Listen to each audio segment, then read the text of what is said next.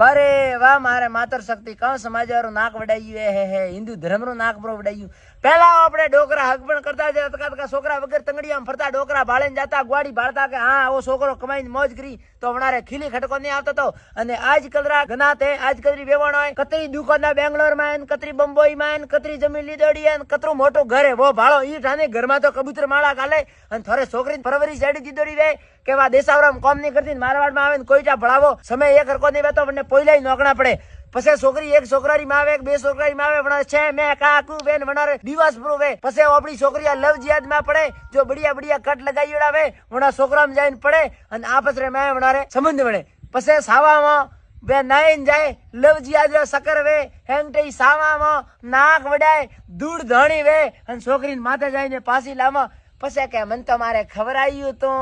મન તો મારે માથે ટાળા ટોપાળા કીધા હતા તો ટાળા ટોપાળા કણાઈ ને કીધા થી હાથે કરીને લકણ લીધા મારે તો વેવાણો ગનાતો હાથ જોડે નિવેદન હે કે છોકરીઓ પરણાવો તો સમાજમાં પરણાવો અને છોકરો વ્યવસ્થિત ભાળો પિયા બંગલા ભાળવા ગયા કે આજ એક જણાનો નાક વડાણો આ વાળા ટાઈમમાં 20 જણાનો નાક વડાઈ અતરું જ કહેણું સાવ અને પછી થોડી મરજી થોડું ટાબર હું મારે કવારો ધકે દેખી થઈ ધન્યવાદ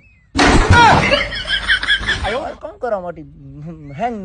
ઈ જતરો સવાલ ને મોટી એ કોણા છાતી માં ઈટ રાખે ને બેઠા કે ભલે કાળી ભટવા તો લાવું પણ લવ જીત વાળી ને લાવું